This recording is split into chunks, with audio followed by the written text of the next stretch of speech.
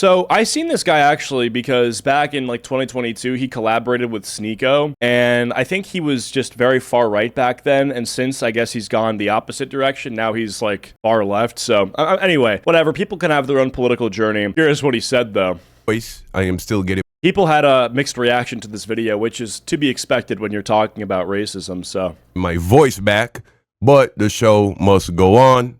Today we will be reacting to a white, anti-woke, conservative YouTuber. He makes videos about drama mostly, right? Yeah. So he has this video here. Holy shit, Hassan just nuked himself.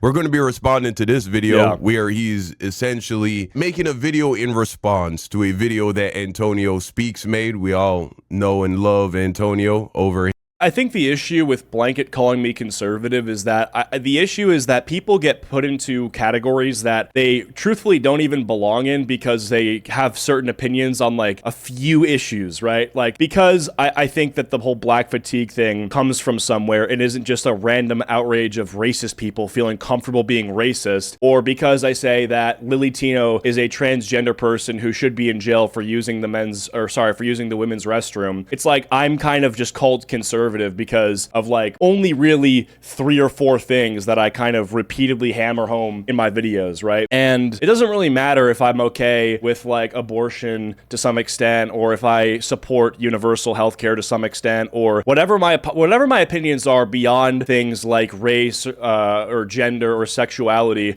It's like they all can kind of get ignored as long as I'm thrown into this fold of people who make this kind of content, right? So whatever. I mean, it's not a big deal, that's just kind of how it goes. And I'm sure that I've done this to other people too. I've probably called people libtards who may not even be that liberal because they have certain opinions on those 3 things. So it does go both ways, but maybe it shouldn't. Maybe it's time to go past this. I don't know. Here, right?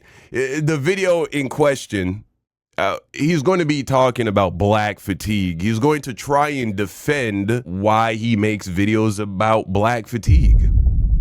Right, as we can see, I made, I think, one video about it. But he made a video. Let's see here, about a month ago. Black fatigue just got a lot worse. 94,000 views. It's his most popular video since that. He hasn't made a single video that has been able to get even close to that. And that is going to get into why it is these people are motivated to make these videos.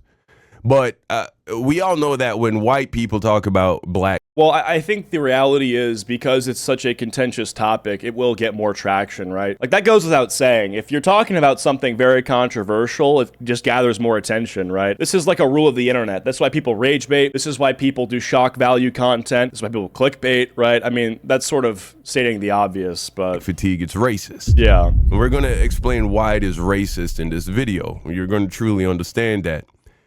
Like the reality is, I mean, you talk about black fatigue as well, right? Like if we go to this guy's channel and we look at the stuff that he's covering, if we're to say that, he doesn't benefit from people's, sort of like incentive to, or their desire to look at contentious topics, then that's just dishonest, right? Like if we're saying, oh yeah, I mean, he made a video about black fatigue. It was his best performing video. That's why people cover it. It's like, well, you make the same sort of stuff, right? I mean, you talk about all these same hot button issues as well, right? I mean, this is just the state of YouTube. So anyway, I don't know.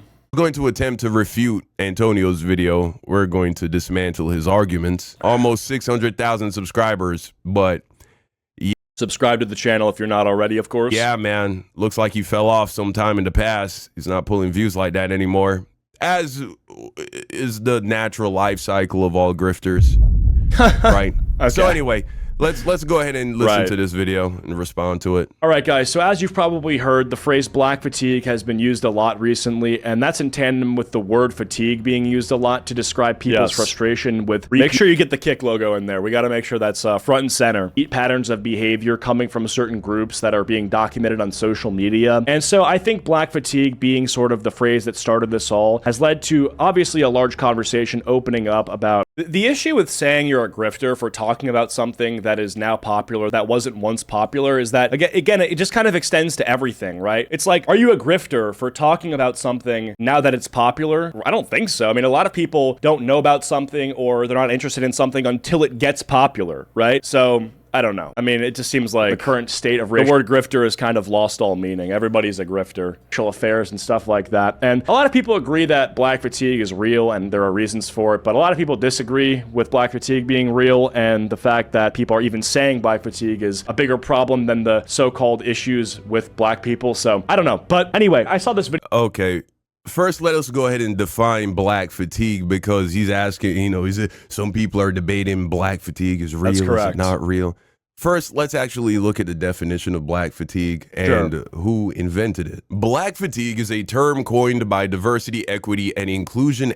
Okay, this is what people are doing now. They're taking the original use of the phrase black fatigue and then saying the people who are using it now are not using it properly because it's not how it was originally used. But it doesn't really matter because contemporarily, when people say they have black fatigue, they're talking about their frustration and tiredness with black people. So who cares where it came from if that's not even how people are using it, right? Like the word cringe, I think, was originally meant to talk about a physical sensation you got in reference to, like, you know, oh, like you eat something really cold and you kind of cringe or something like that. Like my main sort of like issue or what I care about is how words and phrases are used today, not how they were originally used. Yeah, language evolves. This is kind of like a no shit Sherlock sort of point, you know?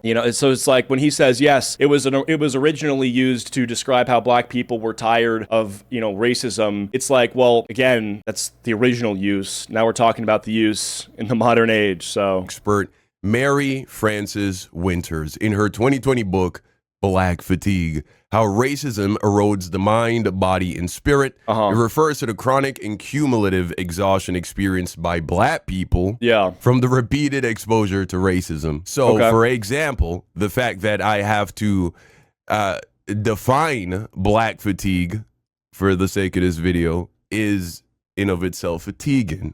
Yeah, but that's not even how we're going to use it. So, like, what's the point? You're not even, like, you gave a definition for it that's no longer being used, and that's not the definition that I'm using, but you're reacting to my video. So, if you're going to use your definition when reacting to my video, then we're just not going to get anywhere. You can just argue with me using my definition and still, you know, we can have a conversation, but it's not like we're going to get anywhere at all if you're using a definition that nobody is using. It's not like a modern working definition at all. Because here we have yet again another white person taking something that is culturally black, bastardizing it, manipulating it, using it in a way to actually... I wasn't even the first person to do it. Like, bro, like, I don't understand. Like, I didn't do it. I didn't start the conversation. I'm just seeing how it's popping up, and I'm adding to the conversation. I didn't plant the seed. We turn it into a racist dog whistle against black people. How sad is that?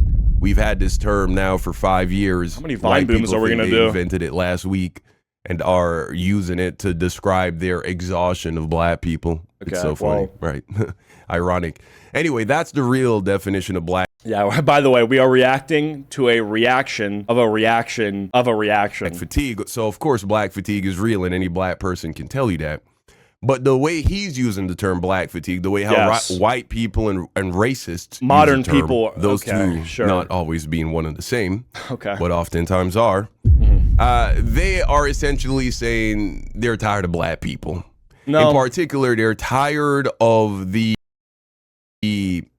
injustices that their group experiences at the hands of black people. So that's, I think, somewhat correct. I mean, he sort of just strawmans and says the way I'm using it is just to say that I'm tired of black people, which isn't true, obviously, because if you are tired of a group of people in general with no reason or substance, that's just blind prejudice. What I'm tired of, and what a lot of people are tired of, is repeat patterns of behavior that are being showcased and highlighted by social media that are reflective of behaviors that are growing and being normalized in the black community, right? Like, that's what I'm tired of. And like I've said this before, and I'll say it again, I guess, because we're about to get into like a 40-minute or potentially like 2-hour-long video about racism. I want nothing more than for racial minorities to succeed, right? Because historically, there's been a lot of oppression. There's been a lot of injustice that's been committed against black people in America. And it would be amazing if they could, having still faced all of that, flourish and succeed in a way that would be, you know, that would be remarkable. And when I see these things, you know, I'm not going to act like I'm being a concerned troll here, right? And like I'm pretending to care about these issues, you know, just to seem like a good person. I care because they're Americans. I care because these are people who, you know, we live with, who we interact with, who are cultural contributors, and I want the absolute best for them, right? And so what I'm a little bit tired of as well is only having the conversation open to other black people, right? Like a lot of people who are commenting on the black fatigue stuff are getting a pass because they themselves are black. And so they're saying things that are like 10 times, maybe even more racist than what I'm saying. And, you know, they're being sort of ignored or pushed off to the side and not criticized because they're black, right? And they get a pass. Like there's this channel that reacts to Nick Fuentes clips where Nick Fuentes will go on for like 30 minutes talking about black people, and he'll say the N-word. He will talk about how, you know, he profiles people in a negative way and whatever, right? And there'll be like 3 black guys who are watching this clip and then just nodding their head and saying, yeah, no, he's completely correct. And then they'll even add on to that saying things that are even worse. So they get a pass, and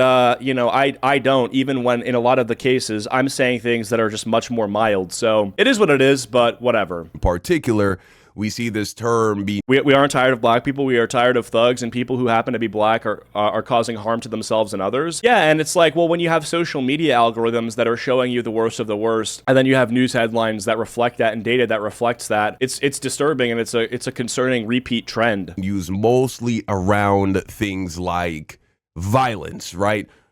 Let's take, for example, the young lady, the Ukrainian immigrant who was murdered tragically by that schizophrenic black man on a train. I believe that was in North Carolina, right? We saw an uptick in the use of the term black fatigue. Mm-hmm. And that's really the basis on which they justify using the term, right? Black people are a plague on white people. You see, it wouldn't make sense for them to be using the term black fatigue if they're not fatigued of black people, if they're not actually exhausted, which means they need to be dealing with them, right? And this is what will reveal that the way they're using this term is in fact racist, okay, and unjustified, at least in the way that they're trying to justify the use of this term. So let's continue. Video called White Exhaustion, and in this video, one of my videos was featured, I guess, to bring up a point how black fatigue is being used a lot. And so yeah, this guy's name is Antonio Speaks. I thought we would take a look at this video called White Exhaustion because I guess he's fighting fire with fire, saying, oh, you have black fatigue? Well, I have white fatigue. So anyway, let's take a look at this, and hopefully I will get to respond to some of his arguments. I did pre-watch this, and he does end up making some claims that I plan on debunking with facts and logic, okay? Bringing out the statistics here. So let's get into it if you guys enjoy. Oh, you don't want to do that, sir, because that is where you will be defeated. This video, please be sure to leave a like. We're gonna need it on a video like this, you know. I mean, this is gonna be a controversial one. We're going into battle right now, so I need all the help I can get. Show some love, and yeah, let's get into it. These teens are charged with conspiracy to commit a mass Columbine-style school shooting. I'm curious to get into the statistics argument. He said I'll be defeated there. I'm curious, man. Let's take a look. So I'm assuming what he'll do first, by the way, is that he'll criticize me for skipping ahead and not letting him play out the entire clip of the news segment where the 2 8th grade white kids were planning a school shooting, because I just summarized it. He's gonna say, well, why didn't you let the clip play? Well, I just summarized it. I assume skip ahead because the first section of this video is him cherry picking headlines in order to, you know, sort of say that white people are violent, when unfortunately we have to look at not the raw numbers but the per capita, the likelihood of a person from a certain race doing certain crimes. And if you look at the obviously very commonly referenced 1350 statistic that says despite making up 13% of the population, black people are responsible for 50% of violent crimes, the issue is that there is a obvious discrepancy between the size of the group and the likelihood for them to commit violent crime, right? And so even if you... Okay, so he wants to make the per capita argument here. We're going to get to that in a second, but notice how immediately the video he's reacting to is 8 minutes long. And notice skip how ahead? Immediately, as soon as he sees instances of white people being evil, right? White people shooting up innocent children in schools. He's like, oh, let's go ahead and skip this. I knew it. I knew that's what he was going to do. Like, the reality is, we can summarize things without letting a 2-minute clip of the news segment play out. The whole caption summarizes it. 8th graders charged with planning a mass school shooting, right? Like, this is a headline based on 2 8th grade aged white kids who were planning something. It never happened. The argument that is to be made from this is that, yeah, white people do violence just like black people do. And the argument is the one that I summarized and end up rebuttaling. So I'm not trying to avoid it, right? And trust me, if I was, the age that I am now when the George Floyd stuff happened, I would have definitely covered that. I mean, how old was I? This was like 2020, so 5 years ago, I would have been 16 or 17 or 15. I don't even know, but the point still stands, right? Let's skip this. He's cherry picking. Well, sir, he's not cherry picking, actually. The data shows us that when it comes to mass shootings involving victims that are confined to schools K through 12, over 80% of the people who commit the shootings are white. That's correct. Yeah, no, I mean, this is true. White people are overrepresented in school shootings, even adjusting per capita. The thing that I was arguing, though, is against the violence in general, right? Because school shootings, while white people do them more often, even relative for population size, than black people do, it is still a category of violence. And when you open up the violence, we're removing different categories of it, and we just we umbrella it as violence in general, then the numbers start to even out in my favor. This is just a fact. Now, white people make up 60% of the population, yet you commit 80% of the school shootings that result in the deaths of 4 or more people. That is the specific demographic.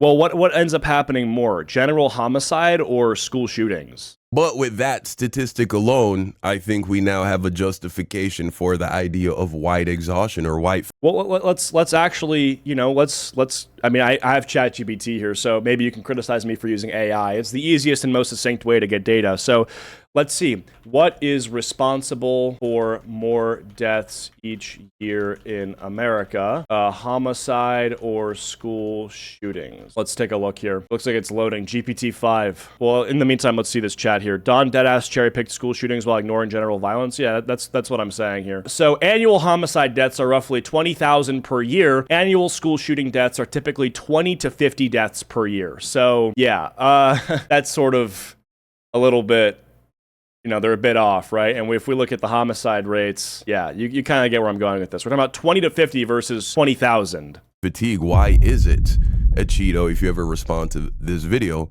why is it that white young men are responsible for over 80% of mass shootings where the victims are children? Well, what is the justification for that? There's no justification for it. Like, am I going to sit here and defend school shootings? It sucks. School shootings are disgusting. Like, what? That's terrible. Whenever a school shooting happens, the entire nation weeps. Like, we have a conversation that really never gets anywhere about gun reform, right? Everyone is, talking about how it's time to enact like common sense gun laws and more restrictions, right? Mental health background checks. Why would I ever sit here and say, no, that's fine? No, that's disgusting. But if the reality is, if we were looking at the, raw deaths, so if we took 20,000 homicide deaths and then we scaled up the mass shooting or school shooting deaths to the same amount, I think everybody should have white fatigue, right? If we're talking about the result that would have on our population, it would be unignorable, right? And not that school shootings are ignorable from like a conversational, a headline perspective, because it's the nature of the tragedy, which is so gruesome. It's senseless violence against children, but the raw numbers would show you that homicide in general is more of an issue for the deaths that it causes. What's going on with your people, with your community? I would love for you to explain that. See, I can explain gang violence. Can you explain to me why you have so many young white boys and young white men shooting up schools and killing? You say that there's so many. You can say that there's more white people than black people doing this per capita, but is it something that happens really that often? I mean, I would like to get some more data on that. He doesn't show it, though. Killing children? I wonder. Say white people commit more crime than black people. It's like, well, yeah, because there's more white people in the US. The issue is the likelihood. You are more likely to be the victim of violent crime by a black person, right? And so I think That's false. If you're white, statistically, you're more likely to be the victim of a violent crime by a white person. Estimated offender race in homicides of white victims, long-term average. White victims killed by black offenders, white victims killed by Hispanic other offenders, white victims killed by white offenders. Well, let's screenshot this and let's see where this is from and if it's correct. Drag this into ChatGPT real quick. It only shows who kills white victims, and since white people make up 58% of the population and tend to live near other white people, white offenders will naturally dominate that statistic. And then it says, for black victims, over 85 to 90% are killed by black offenders because the most violent crime is local and interracial. So this graphic, using only this graphic to make racial generalizations is misleading. Okay. Yeah, again, I mean, is this again the per capita thing? Like, so it's 18% is, okay, well, Hispanic, so 15%, 82%. That's still an overrepresentation, right? I mean, it just depends where you live then, right? In fact, according to the statistics that the government has for us, 80%. I don't even know where this is from, by the way. White victims at the hands of violent crimes and murder are victimized by white men. So you're already lying. You're already wrong. And so do you see why now this whole black fatigue shtick that you got is racist? Because if the argument is we have black fatigue because black people are hurting us, black people are killing us, well then you should have 4 times or 5 times the white fatigue for your own men, for your own people. I wonder if you'll respond to this video. No, I'm here and I'm trying to get down to the actual data here. I mean, I'm doing this on the fly because I'm live, but I'm trying to get into this, right? But the issue is what I'm saying is that this just doesn't match up with the 1350 stat, right? Because 13% of the population for 50% of homicide offenders, it doesn't, like, I'm trying to understand how, if that is true, then how could this also be true? Maybe I'm just being an idiot right now. Let's try to get into it. Check the link in his description for sources. Yeah, sure, we can do that. He doesn't have any. Unlucky. Unlucky. Oh, okay. So I understand it now. So the 1350 statistic is correct, right? But 13% of the population is black, right? And they're responsible for 50% of homicide offenders. But a lot of the people they kill aren't white. Simultaneously, the reasoning for that is because there are white neighborhoods and black neighborhoods, right? This doesn't really show you that black people are less violent toward white people than black people, because if there was more interracial, like, combined living, then we would have to see how the data would play out. Are victimized by white men. So you're already lying. You're already wrong. And so do you... What did I say? How am I wrong? Black people. Schools and killing children? Let me see. I wonder. Say white people commit more crime than black people. It's like, well, yeah, because there's more white people in the US. The issue is the likelihood. You are more likely to be the victim of violent crime by a black person, right? And so I think when... That's false. If you're white, statistically, you're more likely to be the victim of a violent crime by a white person.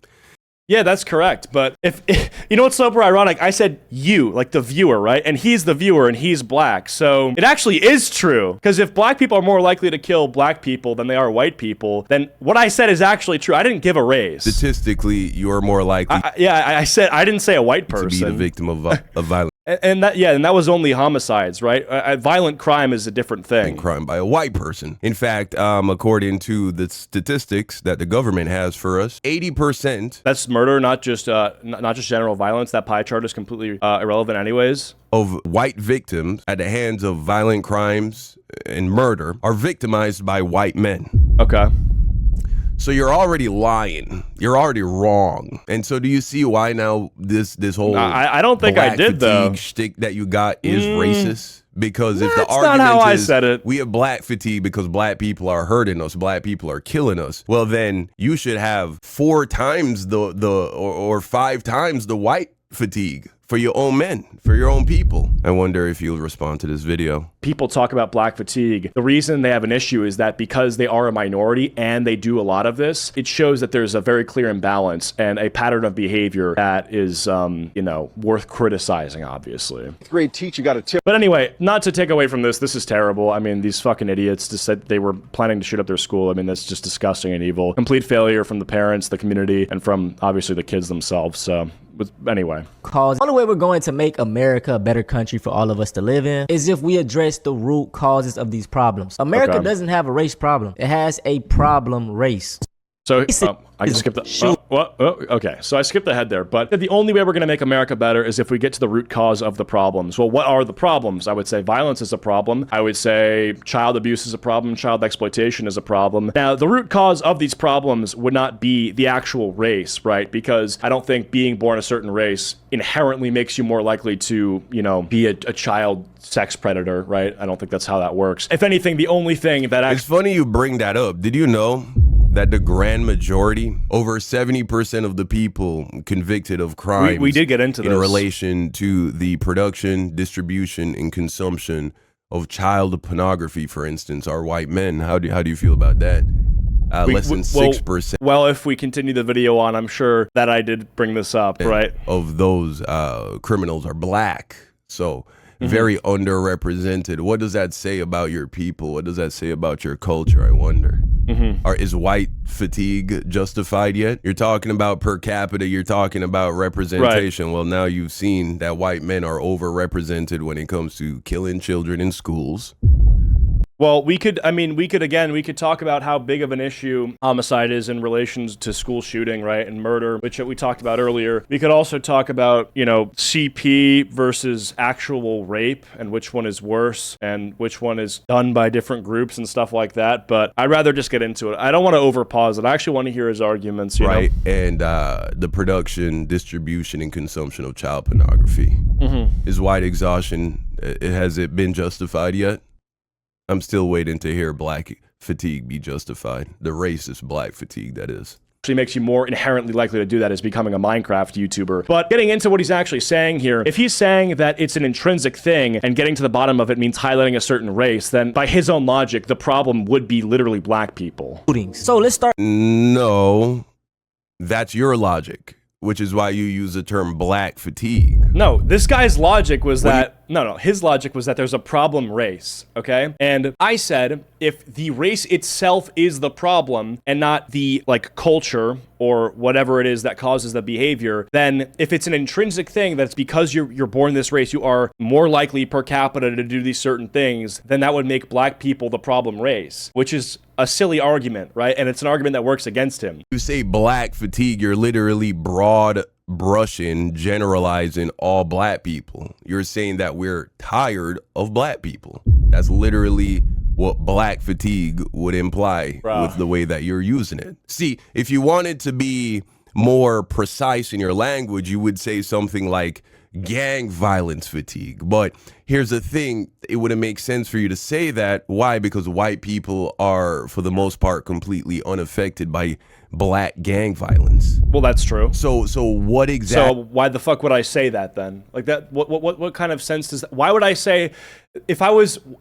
Okay, so he says if I wanted to be more specific, I would say I'm tired of black gang violence fatigue. But then he says white people aren't affected by it. So why the fuck would I say it then? Like, exactly is exhausting you. If the problem at hand, which I acknowledge, right? If you wanted to be more specific, you would say this thing that you would actually never say. There is a problem of black gang violence, you know, where the victims are black. I agree. If that's the case, what exactly is so fatiguing for you? If violence is the issue and over 80% of white murder victims. Well, again, and this is also not even the truth. Like, the whole video is not just about violence, right? And, you know, maybe we could talk about this more. And part of the other video, the thing that I did way before any of this started, which was reacting to, I think it was Ibs made a video about, like, black fatigue, and it was talking about some of these videos, and he was talking about, you know, different behaviors that are captured on social media. It's not just about violence, right? Like, we can talk about the violence and stuff, and I'm not here to just, like, move the goalpost or change topics, but we can talk about violence, but that's not the only thing, right? There's a lot of other issues that play into why people are so frustrated. And a lot of the cultural stuff is the stuff that upsets black people the most, right? Like, you know, the reason that if you are talking about, like, the prevalence of, you know, glorifying violence, you know, glorifying sex out of wedlock and sort of just like hookup culture, twerking, all this sort of shit, right? Like, that's not violence. That's just like a cultural prevalence of certain behaviors. And the people who, because they're black, are, you know, sort of expected to, you know, agree with this or like it or justify it, those are the people who are going to get pissed off the most by it, because that's not who they are. Yet because of the prevalence of it in their culture, they are sort of thrown into the fold of people expected to greenlight this stuff. Victims are victimized by white men,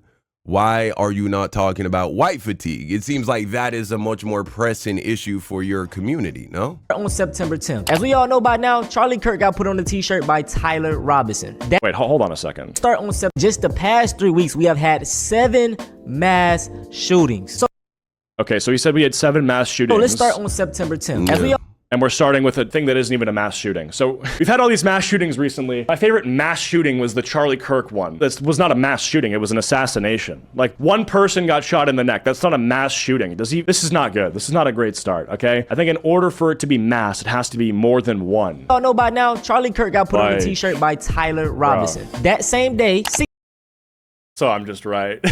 So he's not even gonna be like, yeah, he's right. He just has to kind of sit there awkwardly and be like, yeah, okay. 16-year-old Desmond Holly shot up a Colorado school. I wonder, and we'll see. Yeah, the silence speaks volumes. We'll see if at any point he actually says, I agree, or something like that. But Robinson. That same day, 16-year-old Desmond Holly shot up a Colorado school, killing 2 people fine. and injuring Whatever. more. I'm not expecting him. September 17th, Matthew Ruth. He killed 3 police officers and injured 2 in Pennsylvania. Is this still considered a mass shooting though? Like, let's see. That's so funny. He just said, for something to be considered a mass shooting, it has to be more than one victim, right? Yeah, I did. Fair. And then I asked if it was, because police were involved, so legally it might be different. Then I went and looked it up, and I said, oh, wait, it is. I didn't... Fair enough. He then hears 2 incidents where multiple people are shot by white individuals. And then I asked. And he's like, well, we even call this a mass shooting, you know? I don't know if that's how I sounded. I think I'm just asking questions to get to the bottom of it. It's like, what? Okay, inside the Pennsylvania ambush that killed 3 officers, wounded 2 others. Detective Sergeant Cody Becker, Detective Mark Baker, and Detective Isaiah Emmenheiser were killed when the suspect opened fire as they entered a residence. I mean, I don't know if that's considered a mass shooting. I mean, let me make sure I know what I'm talking about. So how many Make sure I know what I'm talking about. people need to die Make sure that I'm doing my research. Make sure that for I'm... it to be a mass shooting? As I go on to research, more than one. So this is a mass shooting. This is why I didn't say this isn't a mass shooting. Mass shooting definition, because I feel like when you're in a shootout with the police, it's a bit different. An attack, okay, it's literally an attack in which multiple people are shot over a short period of time. So I guess, yes, this would technically fall under that definition. I feel like usually when people refer to it, it doesn't involve like police shootouts, but I can't fix this sun, by the way. The sun... just glaring. I can't do anything about that. Sorry. Gress. I mean, this is still terrible, but yeah, anyway. I mean, if we want to talk about who has more violent encounters with the police, though... Oh, boy. You know. Matthew Ruth. Yeah, okay. So why is it that black people have more violent encounters with the police? Well, it's because black people are being over-policed. And there's a very easy way to prove this to you. What do I mean? Well, why are they being over-policed? Mean by that? Well, let me help you first understand. Listen. At the end of the day, right? I don't want to get too hung up on this point because it was more of a throwaway sort of thing, but I'll let him... Concept of being over-policed. I'll let him cook. Also, this will simultaneously debunk the argument you're making Maybe if I put my that monitor up. uses arrest data to assert which community commits more crime. Let's say you have 2 stores, right? You have store A and you have store B. Okay. And in store A, you have 1 security guard, no cameras. In store B, you have 10 security guards with cameras in every aisle. In store B, shoplifters are obviously going to be caught a lot more. Why? Because there are more people that are observing, that are watching, that are patrolling. Okay. If you steal something in store A and you don't get caught, was a crime still committed? Obviously, the answer is yes. Yes. And so we can't look at arrest data and that's not what I was saying. I wasn't saying black people get arrested more as my argument. I was saying there's more violent encounters, right? Just because someone's over-policed, okay? He's saying there's more violent encounters with the police because black people are over-policed. If white people were policed the same amount, would there be an equal amount of violent encounters with the police? I don't think so.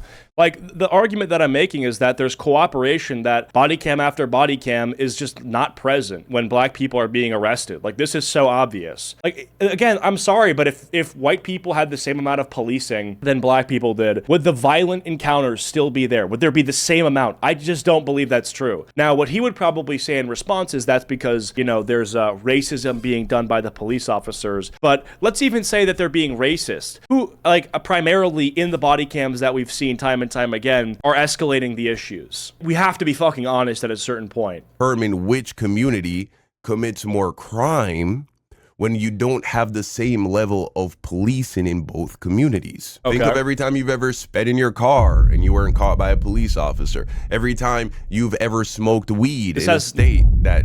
This has nothing to do with violence, though. Weed is illegal. Every time you've ever done anything illegal that you weren't caught for, none of that data gets accounted for in these statistics that you're relying on to come to a conclusion in regards to which community is committing more crime. And so if your community is over police, meaning if one community has a much larger police presence per capita, since you love that term, than the other, right, they find more crime, then obviously you're not going to have a clear and honest understanding of the rate of... I understand what he's saying. If there's more police officers in a certain area, there's more crime being found. There are more arrests that are done. I don't care about that. I don't care about the more arrests being done, at least for the argument's sake. I mean, that's just like whether or not that's good or not, that's a separate conversation. My argument is that, let's say this is all true. Let's say that there's more arrests because there's more police and they're finding more crime, okay? Why does that still mean that the violent encounters are more likely? Why is that?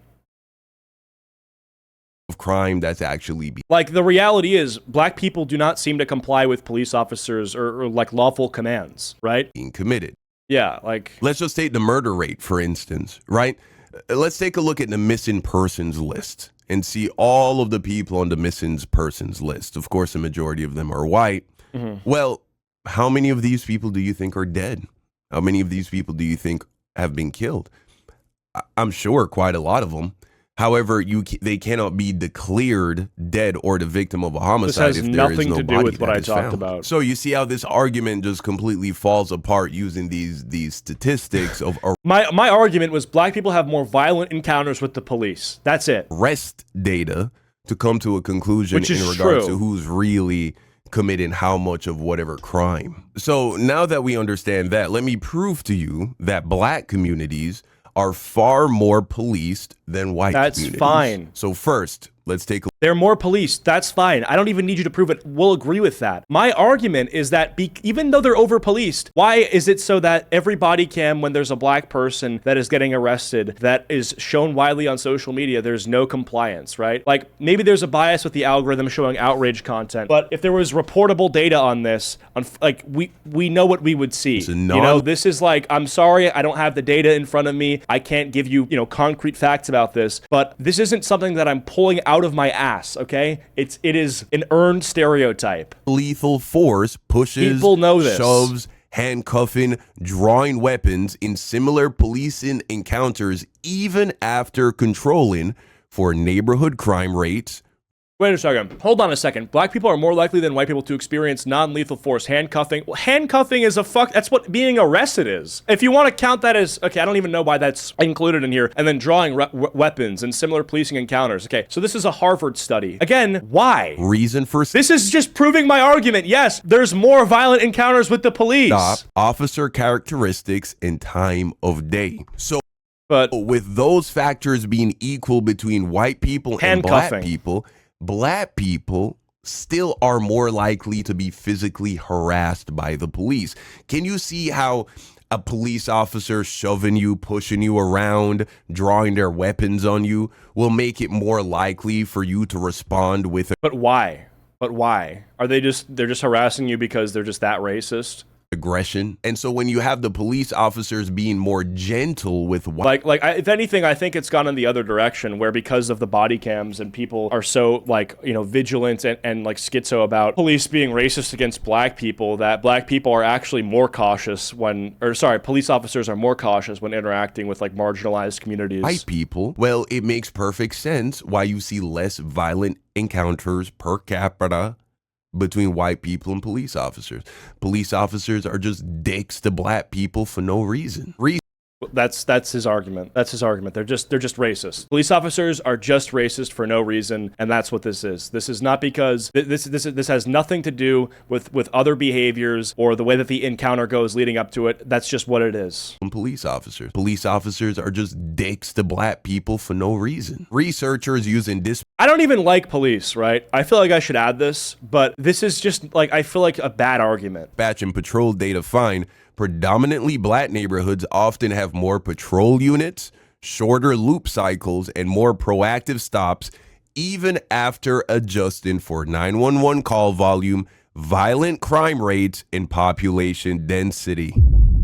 So the data is clear: when all else is equal, black people are harassed, patrolled, stopped. Those things are not by the police. They don't mean the same far thing. more often than white people. Until we see an equal amount of policing done for the white community as for the black community. Why would there be the same policing, though, if earlier you admitted that black people are more likely to kill each other than white people are to black people, or that sort of violence is, you know, like, if it's obvious that violence is far more common in black communities, then doesn't it make sense that they get policed more? You cannot make an honest assertion that black people have more violent interactions with the police per capita because they're more violent. It's not justified. You have to leave room for the possibility that if white people were policed at the same rate as black people and also were harassed at the same rate, that is, we see the use of non-lethal force at the same rate as black people, that the numbers would actually look far more similar. Maybe even you would come to realize that white people would end up having more violent interactions with the police. Unfortunately, we don't know. You see, this is why you should actually be an advocate for equality, because until we start seeing things like the judicial system and the legal system treating white people and black people the same, So when he says that being an advocate for equality means treating white people and black people the same, that's just ignoring all the factors that tell us why they're being treated differently, that he's been talking about this entire video. So if he says that, yeah, there's like gang violence in black communities and there isn't gang violence in white communities, yet there should still be an equal treatment, then why would we over-police the area that doesn't have gang violence? You shouldn't. That doesn't make sense. You do treat these areas unequally. Certain areas that are more violent need more policing, and the areas that are less violent need less policing. It's like literally so obvious. Can't really come to any conclusions about whether or not there's a problem with the way the law is being enforced versus there is a problem with the community that is being policed. And it doesn't stop there. An easy way to know that black people are over-policed when compared to white people is when we take a look at the data in regards to people who are in prison for drug-related offenses. This is true. So this is completely true, and there's no arguing this, that people who have been in prison for drug use, especially it's like non-violent stuff, have been disproportionately black. That's like the whole thing about the, what was that shit in the 80s called? Like with Reagan? I forget what it was called. The war on drugs, I think it was what it was called. Yeah, I mean, this is completely true, right? 100%. The reality of this, though, is that this has nothing to do with the conversation about black fatigue, right? Yeah, the drug war. This is just like completely unrelated. Like, you know, when people are talking about, yeah, you know, black fatigue is this, and this, and then you're like, well, yeah, but black people, you know, we get in prison for non-violent drug possession more. It's like, well, yeah, that's bad, but that just isn't related to what's being said at all, right? Look at drug use. I feel like it's just, you know, playing the victim for, you know, a thing that's unrelated. And it's like, to say that they're playing the victim maybe sounds like they actually aren't the victim, which they are, of this sort of, you know, discrepancy, but it's just kind of irrelevant. For people above the age of 12, so, I mean, I'm just going to skip ahead because I agree with him. I mean, if he's trying to prove that there is a over imprisonment of black people for nonviolent drug possession, then I'm going to agree, and I think that's bad. Or did using marijuana at the same time with the same demographics. Yeah. Let's look at some other violent or nonviolent. Nonviolent. Did I say violent? Drugs. When we take a look at opioid misuse, we see 3.3% for white people, 3.9% for black people.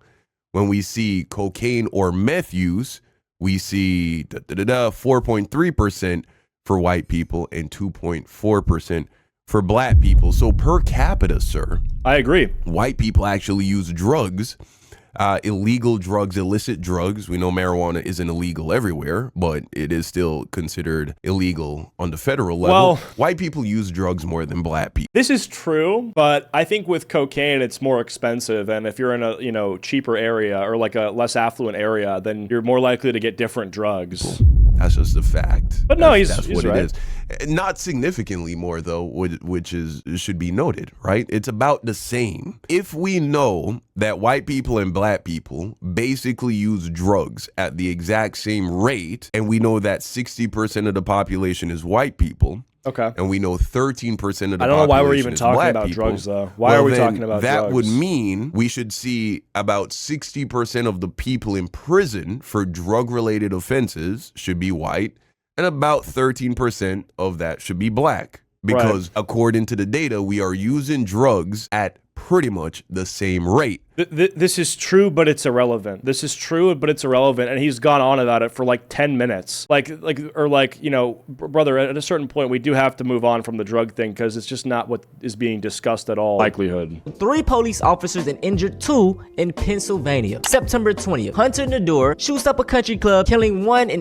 injuring more. September 24th, like everybody, and we're not even like a minute into my video, and he spent time like talking about something that I never even brought up, which is the drug imprisonment. Like, I think it's totally bad and it's totally unfair, right? There should be a much greater emphasis on reform than there is punishment for people who non-violently possess drugs. Like, if you are addicted to drugs, like if you're addicted to opioids or painkillers, and you get arrested for that and you go to jail, I don't think that's gonna solve anything. Like, they're not actually like tackling the addiction or the root cause or the societal mechanism that led you to get addicted, right? Whether that would be like, coming from a certain household or a certain area or certain culture. It's just like, yeah, you're in trouble, right? It's just putting somebody in timeout without learning why they did what they did. And I think for drug use, it should be more important to rehabilitate people than to punish them, right? Now, if you're selling them, it's a bit different, but yeah. Joshua John shoots up Is this guy even white? a Dallas ICE immigration. Yes. Now he don't even want to claim that this guy is white. What's his I asked a question. name? I said, is he even white?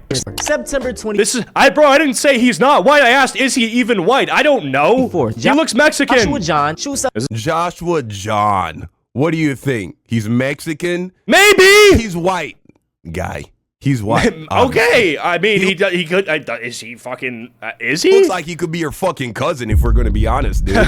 Just look at you guys. Y'all have the same fucking haircut, the same nose, the same skin complexion. He's like, is he even white? What do you think he is, huh? Chinese? Well, to be fair though, he looks like he could be my cousin. Isn't a great argument because ethnically I am somewhat Spanish, like 30%. We have Spanish and Puerto Rican. So you saying that he looks like my cousin? Well, there's a side of my family that is like Spanish, so not a great argument, to be honest. But you see how uncomfortable these guys get when they have to face reality. This guy even white? I'm not uncomfortable with facing reality. I'm just asking if he's white. a Dallas ICE immigration Looks center, Mexican. killing 1 and injuring 2. September 27th, a former Marine, not But regardless, right, we can talk about all these individually and talk about how bad they are and whatever, but this is the same thing he did at the beginning where you're just cherry picking stuff, right? Like, again, I could do the same exact thing where I just point to instances of black people committing crime and then say, That is what you do to justify black fatigue. yeah, this is bad, this is bad, this is bad. I mean, if anything, I would be more correct because me cherry picking is still more accurate to the actual statistics. But the problem... No, it's not. Again, when you okay, we'll let him go, but... Yeah, because you don't even know what I would cherry pick. If I cherry picked something that would be more related to the actual statistics, then it would be more related to the actual statistics. So yeah, I'm glad you didn't, chirp me on that one. He keeps on leaning on this data that is taking into account black on black violence. I've already shown you that the grand majority of white people that are killed and victimized, over 80%, by the way, you guys are your own problem. You're your own biggest problem when it comes to violence. Okay. Is that what you're doing is you're saying that because this is happening, that it must be a bigger issue, that, the crime that white people are committing must be more frequent and a bigger issue, when that just simply isn't true. Well, actually, it is true for white people. Again, why do you care? Why do you care about black on black violence? Why do you care about murders that are happening in Jackson? Because I see it on social media. media. About that? No white because people. we see all this stuff on social media. If you're talking about, well, yeah, you're not in direct proximity to it. Like if you don't live in the neighborhoods where this is happening, that you shouldn't be like tired of seeing it. When the reality is, people are tired of seeing things that they never see in real life anyway, because we all live on the internet, right? Like obviously, right? Like if people say that they're tired of seeing YouTubers get caught as predators, even though they don't know a single YouTuber in their personal life, that's not less valid, right? Like this is, I don't understand this. Why does that matter? The black on black violence is significantly higher than the white on white violence. So tell me, why does he care so much about white on white violence? That's a great question. Being harmed there. That's a very good right? question. The grand majority of the victims are black. And even if you want to care about it from a point of view of like, oh, you actually care about people losing their lives, it doesn't justify the term black fatigue. It's not affecting your well, because it's in tandem of other things, right? Community. Yeah, the frequency part is true, but the likelihood, I think, is what I care about more. Because when you meet an individual and you can determine that because of their membership in a certain group, they're more likely to do something, I think that data is more valuable than just being like, well, yeah, I mean, because their group is the highest, like they're the highest population in the country, that because, you know, their population is that, there's more of everything, but like their group is more responsible for everything, you know? Nigel Edge kills 3 people and injures 8 at a waterfront bar in North Carolina. In September 28th, another veteran, Thomas Sanford, rams his truck into a Michigan church, puts it on. The only issue I don't like is that we're 30 minutes into this, and I've been live for like an hour, and he's only 2 minutes into my video. On fire, kills 4 people and injures 8. None of them were black, a Muslim, an immigrant, bro. This guy picked out 8 white people and then said they're all white. Like, are you fucking kidding me? He's like, yeah, out of the 8 white people I picked out, none of them were black. It's because you didn't pick out any black people. What are you doing?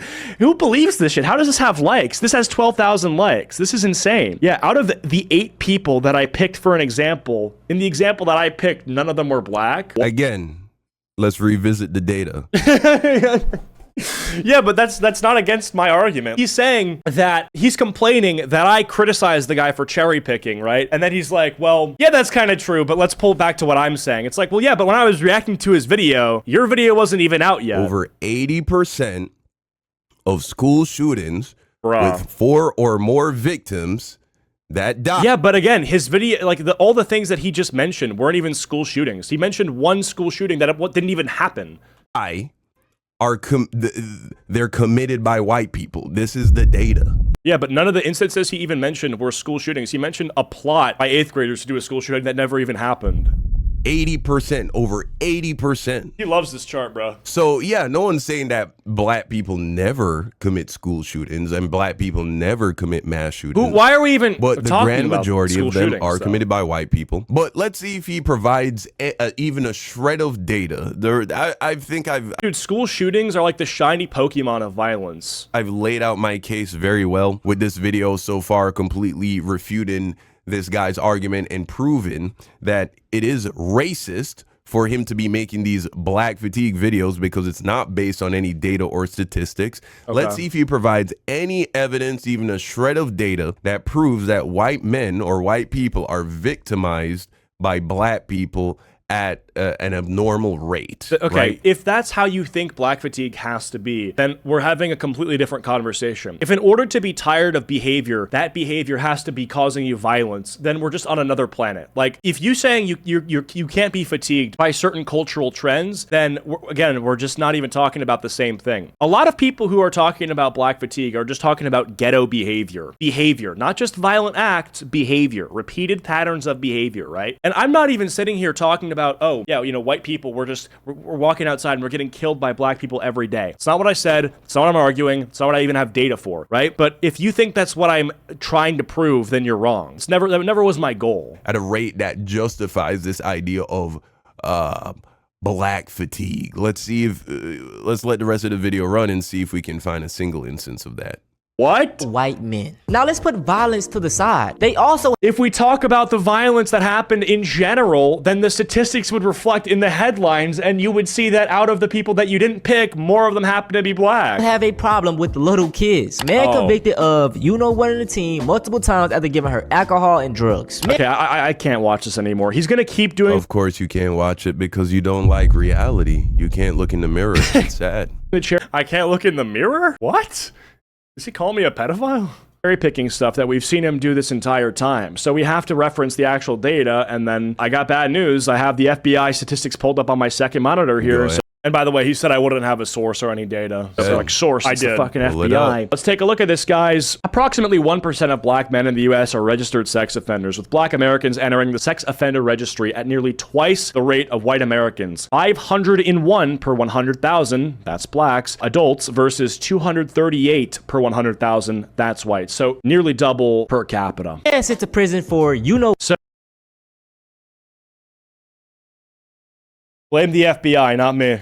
Again, we've already explained how arrest data does not give an accurate reflection. Brother, we're talking about the sex offender registry. That's not arrest data. Of who's actually committing how much of the crime. That's not what I said. I didn't say arrest data. I said sex offender registry. Until we see equal policing of the white and black community, that really doesn't mean anything.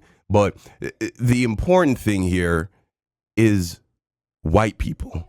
What? I want to hear you. My data is correct. Black people are entered into the sex offender registry. Black men at twice the rate of white men. That's the fact. Just fact. Justify black fatigue. I want to hear you justify that the white community is being victimized by black people at a rate that justifies this concept of. Again, that's not even what I'm trying to prove. I'm not trying to prove that white people are constantly in danger of black people. He's asking that I prove something that I was never claiming to try to prove. Black fatigue. So let's say that if there was the same amount of black people as white people. Oh, by the way, there's a bug with YouTube right now where you can't fucking speed up the video at all, which is annoying. In the country, you would see, let's say that there were maybe they fixed 2 million black people in the country versus 2 million white people in the country. Let me just do some math real quick here. Hold on. I'm not good at math, but it would be double the rate still, and you'd see a lot more black people. Like, the stereotype would go away instantly because the frequency would match the rate. Wedding 6-month-old baby. Army kept him facing more than 40 charges of sexual battery on a child. Hold space at 2x? Dude, I tried that. Child, you know what. All of these happened in September, and these are just a few examples. I could go on and on. And you know the crazy thing about all of this is that there is literally no outrage going on about these events. Again, he's completely right. Notice how he's silent there. According to the U.S. Sentencing because he was talking. Commission, you want to interrupt him in the middle of his sentence? 4.6% of people who have been convicted of a crime related to the production of child pornography is white.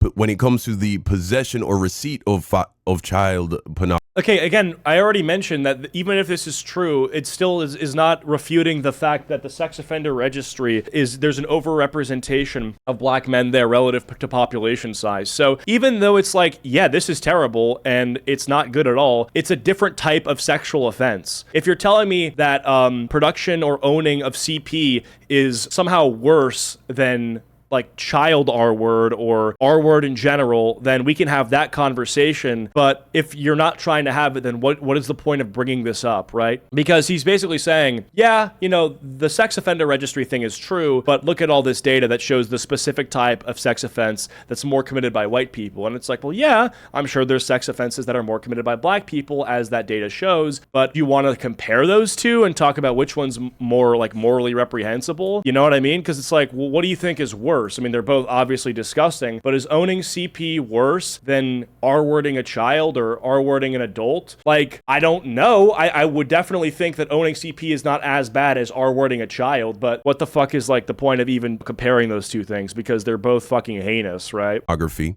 Regards to a federal offense, over 86% of the people who are caught with this kind of disgusting, this filth are white. It's true. However, when it comes to the possession of this kind of filth, only 4% of the people are black. So how about you extrapolate those numbers? Again, right? This is literally what I just said. What does that reveal? Do we want to? Is this better or worse than R-word? You, sir. You see, he didn't want to look up that data. Right? You didn't want to look up that data at all. And you know, I think this is because we're talking about one specific type of sexual offense. It's like I don't. To me, it's like if you're in the section, like overall, if your group of people, your race, your sexuality is in the sex offender registry at twice the rate relative to population size, it's like that's a fucking problem. Why you're there? We can, I guess, talk about that. If like one of them is worse than the other, indecent exposure versus our word, one of them isn't as bad than the other. But it's like, dude, if you're still there at twice, like double the rate, we have a problem. Is far more telling than when it comes to what was the statistic that he just mentioned?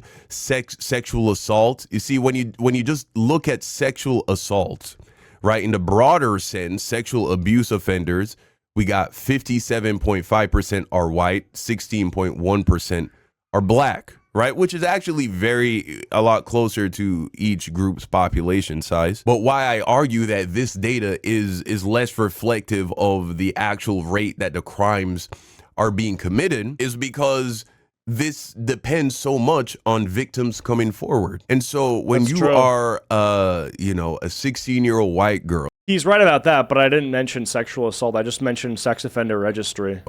living out in the rural parts of Kentucky or Arkansas, you get touched by your uncle. The chances of that person coming forward, slim to none. So much and I'm not saying that's exclusive to the white community. I am sure that many sexual assault cases go unheard because the victims don't come forward in all communities, black, Hispanic, white, and all of them. But when it comes to when the FBI catches people who are consuming child pornography, they don't know the race of the guy until they break down that door, right? Until they have tracked the person This is just like we literally talked about this over and over again. We're just talking about one specific type of sexual offense. It's just we have to move on from this. There's so much more in this video. He's like 2 minutes or 3 minutes into it. This idea of black fatigue that you're pushing is racist because the entire argument hinges on the idea that there are white people who are being victimized at an abnormal and alarming rate by. Again, that's literally not true. And I said at the very beginning of the video that I have my own idea of black fatigue. That isn't the idea that I'm working with. So you're asking me to prove something that I never said I would prove. Black people, and the data doesn't show that, and you still are yet to produce a single piece of evidence. I literally did, though. To prove. Your rebuttal is not even a fucking rebuttal. Like, he says, well, yeah, black people do enter the sex offender registry at twice the rate of white people, but white people do this one specific type of sexual offense more than black people, so why are you not talking about it? Well, because I care about the net. I care about the total. I care about the total reflective rate. That's what I care most about. This statement. You see, when a white person commits a crime, they are so quick to put that's like saying, okay, let's just use some abstract data here, right? That, let's just make up a scenario, hypothetical. Let's say black people, just stay with me here. Black people killed at twice the rate of white people. They just did murders. But white people only killed with screwdrivers. They just used screwdrivers to kill people. And then he would hear me say, yeah, black people kill twice the rate than white people. And he would say, but look at all the screwdriver murders, guys. White people kill with screwdrivers. Black people never do that. Why is he not talking about this? It's like, because, well, I don't care about how they are killed. I just care about the total. Like, I care about if they are doing it. Them in a subgroup. It's either they're liberal, a Republican, transgender, or mental problems. But guess what? When a black person commits a crime, it's black fatigue. All of y'all are bad. So it's on. Well, I think the issue is that it's not just when one black person commits a crime, it's when there's a repeat pattern of behavior that is definitely out of proportion with the size of the group. I also do think when a lot of people are discussing... You have not shown that as of yet. I literally did, though. You have not shown that as of yet. Black fatigue. It's not just specifically with crime statistics. It's usually with, like, obnoxious behavior. This is exactly what I was also saying. He keeps asking me to provide data just about victimization, and I go on and I say, well, it's not just about victimization regarding crime. It's also about behavior.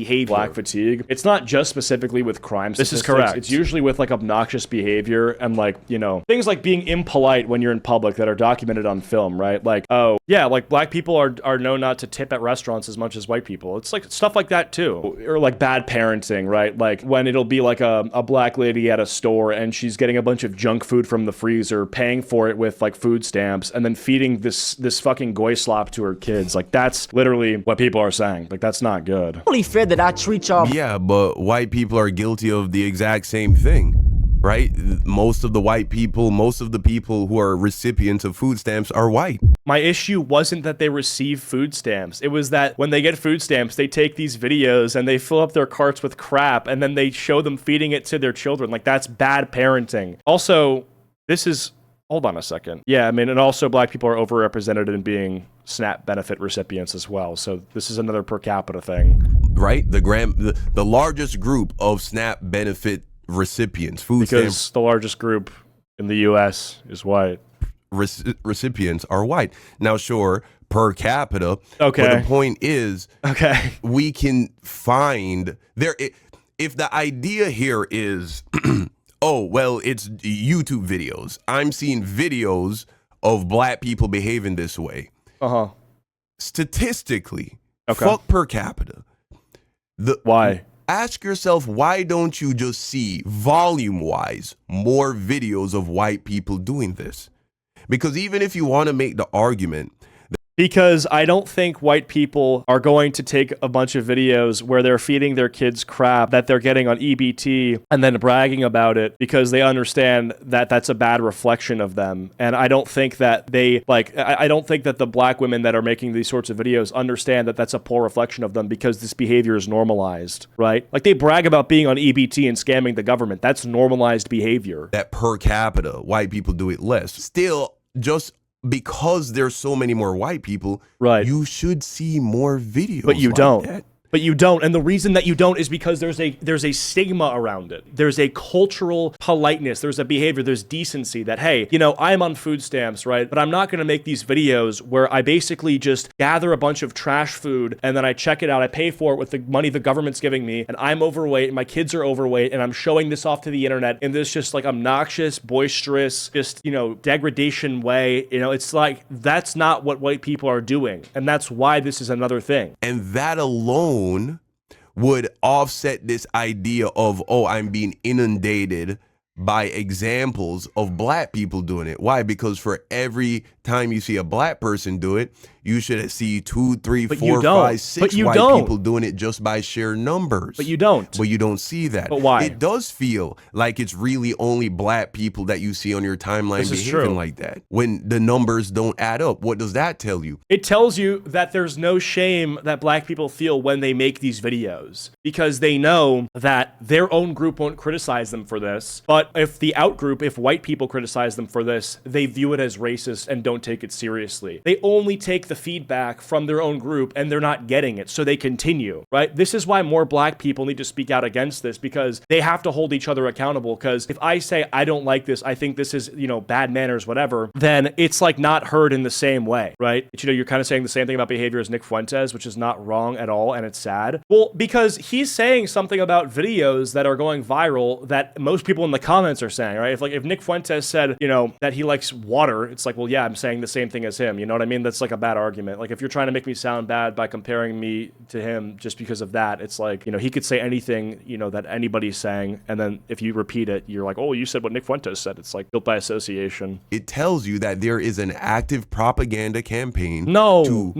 it's not an active propaganda campaign.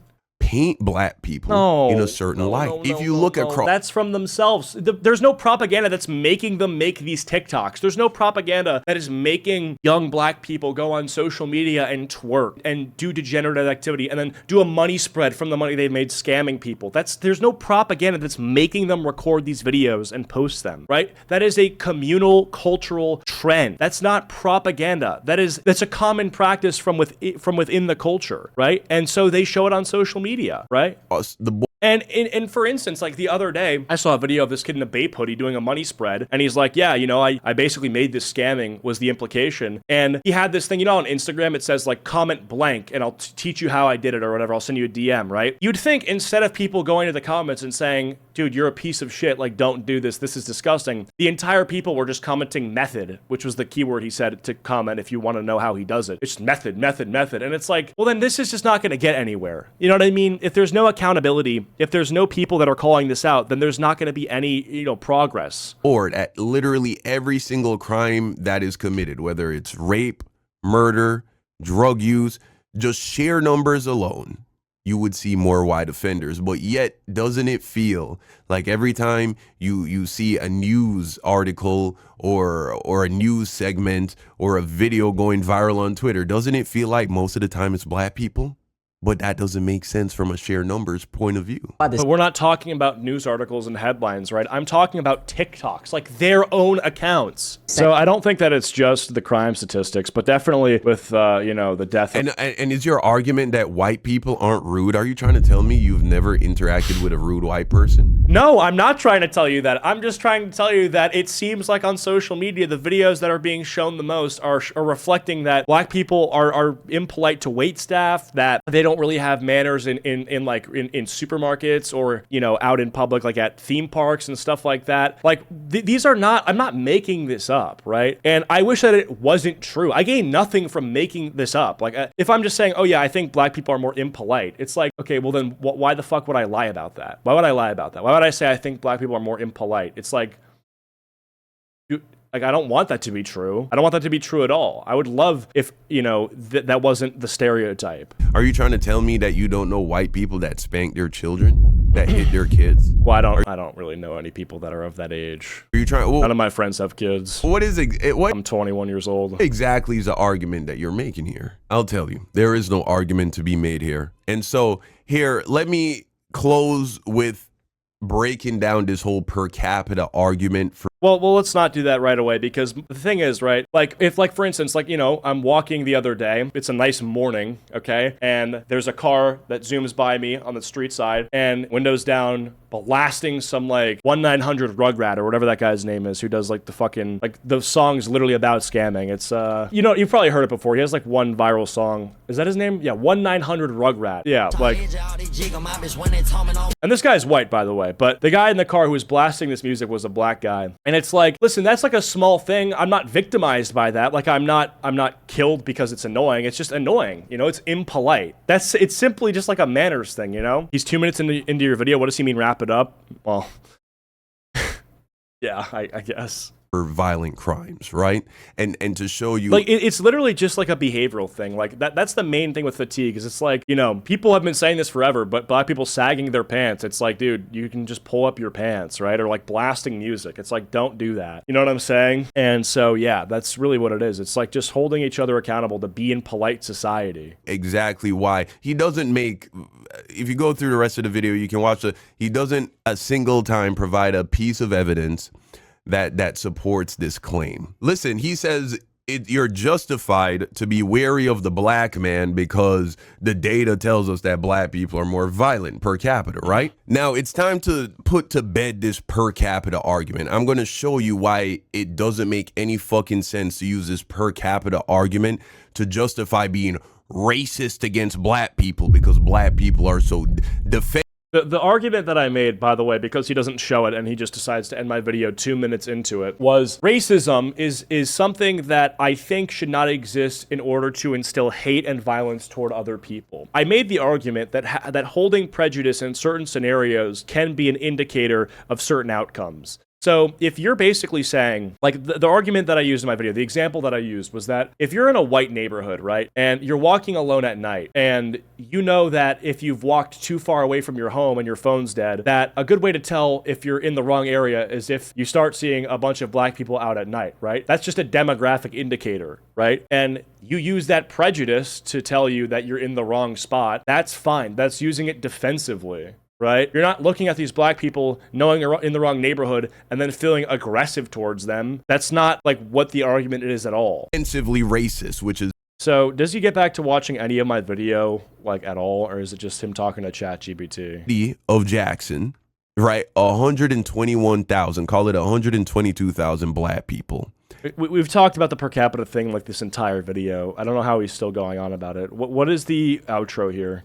As used by your site. Okay, if you're a white person who doesn't live in one of these deadliest cities in America with a high black population that has a large gang violence presence, what exactly are you using to justify this idea that you're tired, that you're fatigued? Black the things that I was just talking about, right? The rudeness, the inconsiderateness, right? All these things that are repeat patterns of behavior, like the loudness, talking on the phone at insanely loud volumes in public, right? You know, littering, dropping trash, you know, easily agitated, starting fights, being irritated when there's nothing, you know, being very irritable. You know what I mean? There's all these sorts of things that are common, right? And we don't have to just look at, you know, the data, which I did. By the way, he's acting like I did, and I totally did. But there's a lot here. He's basically saying that if you're not in constant fear of violence from black people, then why are you fatigued? Which is a very stupid question to ask. Fatigue as used by... Because he also brought up white people being the primary owners of CP, and then he says that's a huge problem. But I could just say, well, if you're not a child, then why do you care? Why are you even upset about white people? Because you're not a child. Why do you care if white people own CP? Are you in constant risk of being, you know, abducted and then used for CP production? No. So why do you care? You understand how silly that sounds? If you lived around a bunch of white people and from fucking, you know, 8 p.m. to 5 a.m., they're blasting country music, they're drunk and reckless, you know, knocking on your door, you know, causing a bunch of disturbance, you know, rowdiness, whatever. And then there were other instances like, you know, that you experienced of white people, both, you know, you could see it in person, you could see it on the internet, and it's bad behavior. You would be fatigued, and that would be totally fine. That would make sense. I wouldn't just say, well, are